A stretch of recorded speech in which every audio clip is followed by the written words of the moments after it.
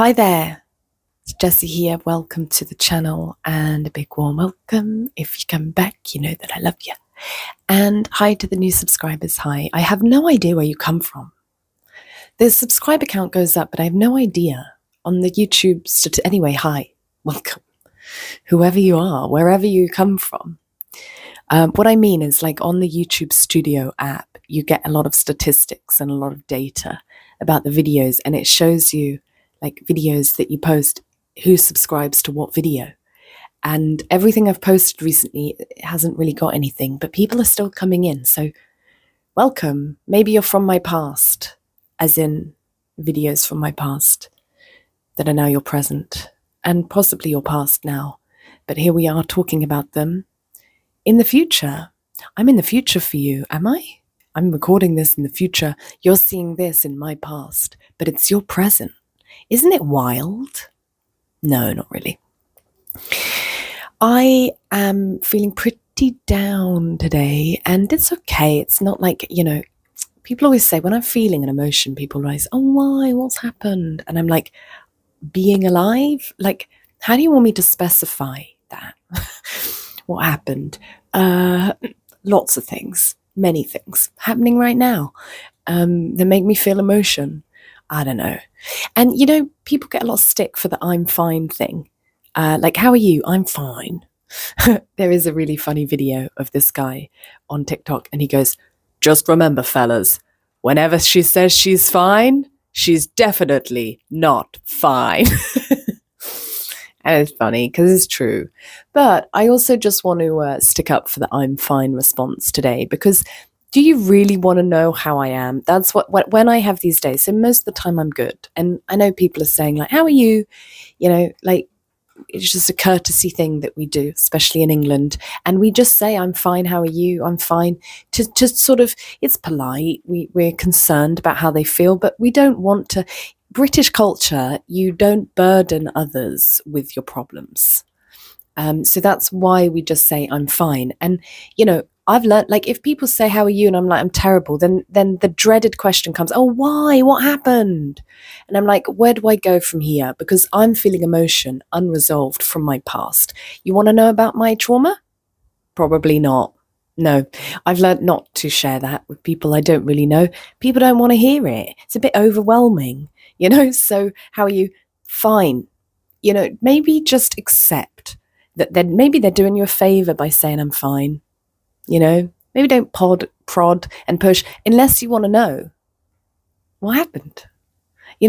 Just because that's how emotion is for me. It's not normally like, oh yeah, just, I don't know, the milkman flipped me off. Don't know why that example came in my head. I don't even have a milkman. I wish I did. When I lived in Ecuador, we had a milkman. Used to come with a glass bottle of fresh milk that would go off the next day. So fresh and clean. Ecuador was fun, actually, when I lived there. There was so you didn't put your trash out on the street because of all the wild dogs and cats. There was the trash can came round, and he would play a song. This is how it went, if I remember correctly. I lived in Loja.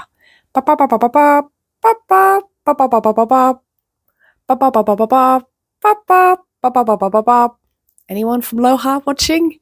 There's your garbage truck. And so it comes around and you hear it from your house and you have to run because it doesn't stop. It just drives through the streets slowly playing the melody. And you hear it and you're like, rubbish. Very fun. Same thing for the gas man. The gas man played another song. Do I remember it? That's the same one, but it was whistled.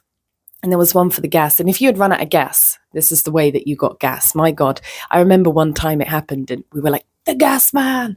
And we ran, but we were too late. I had to go a whole day without gas. Isn't it funny how different cultures do different things?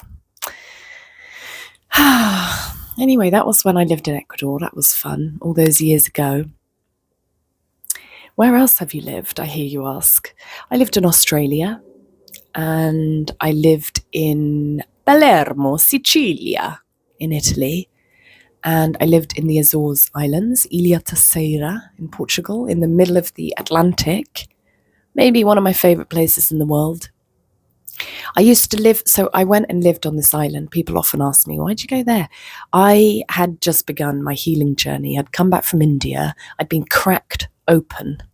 And I realized I had a flood of emotions inside of me. And once I sort of chipped away at the ice, it wouldn't stop. I had a lot of crying to do. So I came back from India and I realized I need more time. There's still in me. And so I wanted to go somewhere remote and isolated. So I just typed in English teacher island and I applied for all the jobs all over the world, where I could just live on an island. And it was the Azores that got back to me. I hadn't even heard of the Azores. Azores in Portugal, this archipelago of islands. And I thought, all right, let's go there. And I did. And I lived 30 seconds from the sea and right next to an old volcano, right? These islands were created by volcano eruptions millennia ago. Amazing. So now you've got like this big volcano, this big cavern, but it's all forested over. Beautiful woodland and like lots of shrubbery, but very exotic and beautiful. And so I used to walk in this old volcano through the woods, through the forest, and you could go all around and you would get to the point where you were on the cliff edge. And I'm talking like 200 meters, I want to say, so high, and it was the cliff edge, and it was just the ocean. I was in the middle of the ocean, like between Europe and America, where these islands exist. They're like maybe like a little bit closer to Europe, but like a third of the way into this ocean. Vast expanse. I felt like I was on the edge of the world, and it's still my favorite place in the world. I would just go there and sit, and I would cry, and I would scream, and I would laugh, and surprisingly felt very held in that isolating space. So that was a really nice place to live, actually. I couldn't stay there. It was a little bit like a good place to retire, I would say, but a very sheltered lifestyle.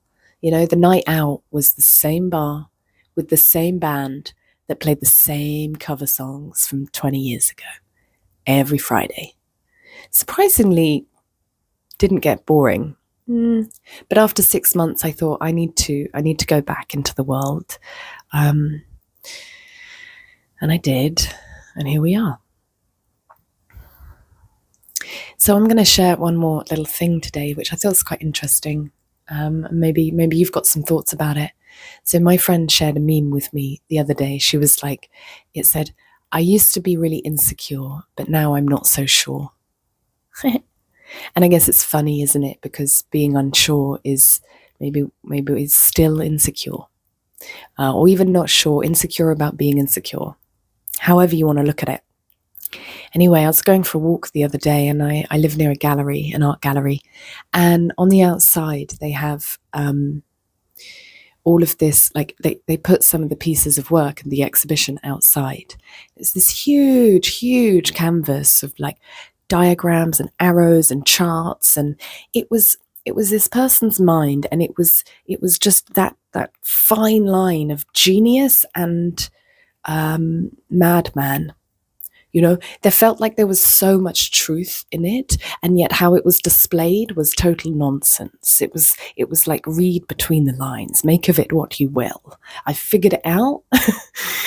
So I really enjoyed just walking around looking at it. And at one part, there was this arrow, and upwards at the top it said insecurity, and then downwards at the bottom it said uncertainty.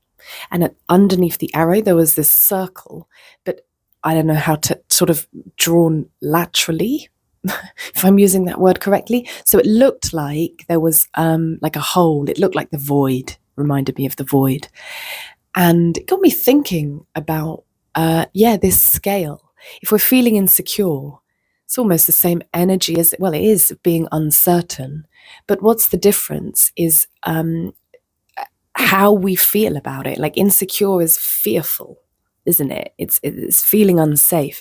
And uncertainty, one could argue, that is more trusting. You're closer to the void. It's uncertain. It's the unknown. It's being in touch with the unknown and feeling safe by that.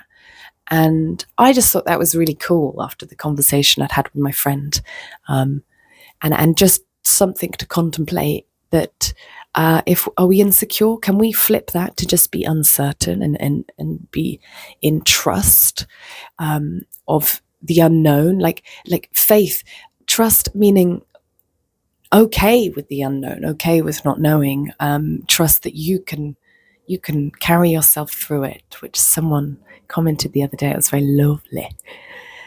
Yeah.